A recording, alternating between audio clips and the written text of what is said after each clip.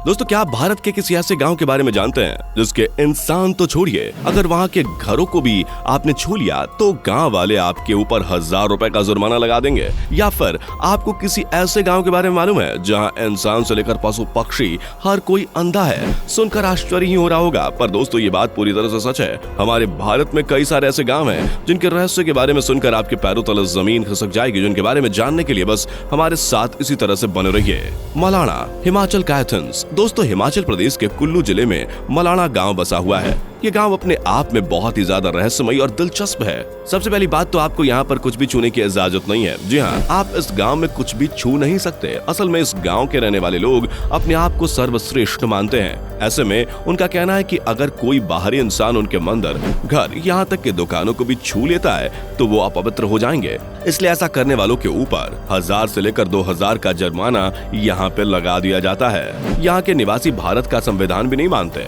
इनके अपने सदन है और उनके अपने नियम कानून है, जिसका ये लोग बेहद ही सख्ती से पालन करते हैं। इनका कहना है कि नियम तोड़ने से इनके देवता नाराज हो जाएंगे, जिससे पूरा गांव तबाह हो जाएगा।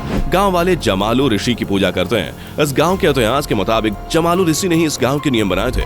इस गांव का लोकतंत्र दुनिया के सबसे प्राचीन लोकतंत्र में से एक है। ऐसा कहा जाता है कि जमालू ऋषि को आज से बहुत पहले से ही पूजा जा रहा है। इनका उल्लेख पुराणों में भी किया गया है। यही वजह है कि यहाँ के लोग खुद को आर्यों का वंशज मानते हैं। लेकिन एक परंपरा ऐसी भी है जिसके मुताबिक वे लोग खुद को सिकंदर का वंशज मानते हैं। गांव वालों के मुताबिक जब सिकंदर ने भारत पर आक्रमण किया तो उसके कुछ सैनिकों ने सेना छोड़ दी और यहाँ पर आकर बस गए। वहीं इस गांव में साल में एक बार फगली उत्सव मनाया जाता है, जिसमें ये लोग मुगल सम्राट अकबर की पूजा करते हैं। यहाँ आने वाले सैलानियों को गाँव में रुकने की मनाही है। वे लोग गाँव के बाहर टेंट में रह सकते हैं। इतना ही नहीं, इस गाँव की भाषा भी बहुत अलग है। यहाँ की बोली में आपको ग्रीक, संस्कृत और तिब्बत की कई सारी बोलियों का मिला जुला संगम मिलेगा, जो कि आसपास किसी भी बोली और भाषा से मेल नहीं खाता। टिल्टेपक, जहाँ इंसान से लेकर पशु पक्षी सब अंधे हैं। दोस्तों, भारत में टिल्टेपक नामक एक गांव है जहाँ पर जोपेटक नामक जनजाति रहती है। इस जनजाति के सभी लोग अंधे हैं। इतना ही नहीं, यहाँ रहने वाले जानवर से लेकर पक्षी तक सभी की आंखों की रोशनी खत्म हो चुकी है। पैदा होते वक्त तो यहाँ पर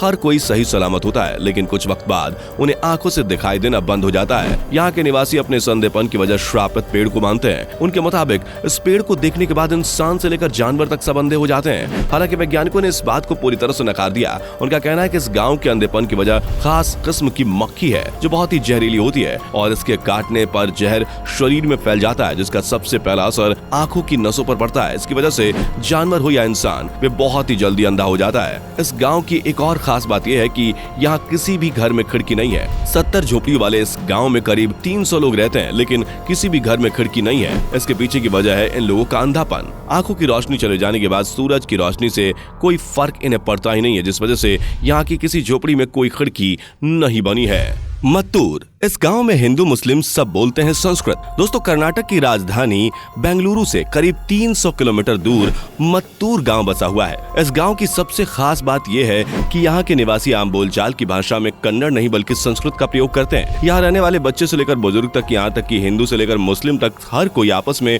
सिर्फ और सिर्फ संस्कृत भाषा में ही बात करते हैं। 10 साल की उम्र से ही बच्चों को वेद का ज्ञान दे दिया जाता है। यहाँ के गाँव वालों का कहना है कि करीब 600 साल पहले केरल के ब्राह्मण समुदाय के लोग यहाँ आकर बस गए थे।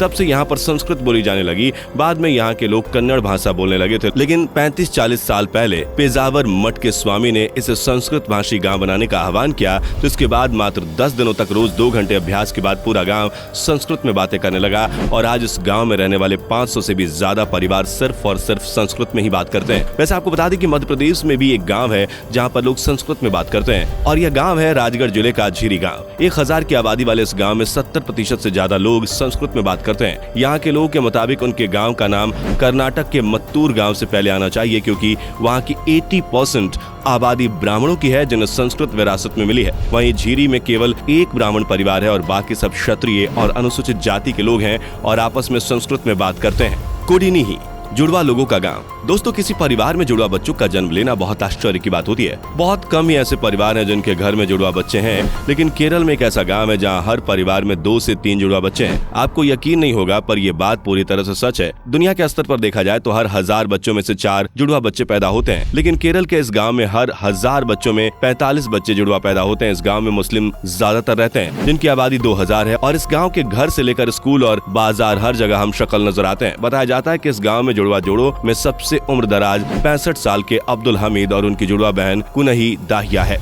कुलधारा, रहस्यों में लिपटा हुआ एक वीरान गांव। दोस्तों, राजस्थान में कई तरह के रहस्य मौजूद हैं और उसी में से एक है जैसलमेर का कुलधारा गांव। आपको बता दें कि करीब 170 साल पहले इस गांव के सभी निवासी रातों रात इस गांव को छोड़कर चले गए। गांव के वीरान होने के पीछे दो कहानियां बहुत प्रचलित हैं, जिसमें से पहले तो यह कहा जाता है कि यहाँ के शासक सलीम सिंह की बुरी नजर गांव की एक खूबसूरत लड़की पर पड़ गई। वह जबरदस्ती उस लड़की पर शादी करने का दबाव बनाने लग गया। हालांकि गाँव वालों ने अपने सम्मान और गौरव के खिलाफ इस तरह की शादी मंजूर नहीं करी और फिर गाँव के मुखिया ने फैसला किया कि वो रातों रात इस गाँव को छोड़कर चले जाएंगे। जाते वक्त उन्होंने इस गाँव को श्राप दिया कि इस जगह पर कोई भी आएगा वो कभी भी यहाँ ज्यादा समय तक नहीं रह पाएगा, इसलिए यह गांव वीरान पड़ा है। और दूसरी कहानी की बात करें तो उसके मुताबिक यहाँ का शासक सलीम सिंह ब्राह्मणों पर बहुत अत्याचार करता था। उसके अत्याचारों से दुखी होकर ब्राह्मणों ने गांव छोड़ने का फैसला किया, लेकिन जाते वक्त उन्होंने गांव को श्राप दिया कि इस जगह पर कोई भी अपना बसेरा नहीं बना पाएगा। खैर दोस्तों, इसके पीछे जो भी कहानी सच है, लेकिन एक बात तो तय है कि गाँव वालों के जाने के बाद कोई भी इस जगह पर आकर बस नहीं पाया,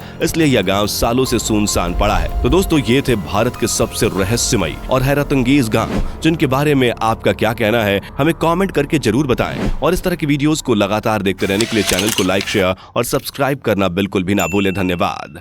दोस्तों, आपको स्क्रीन पर दो और वीडियोस दिखाई दे रही हैं, जिसे देखने के लिए स्क्रीन पर क्लिक करें।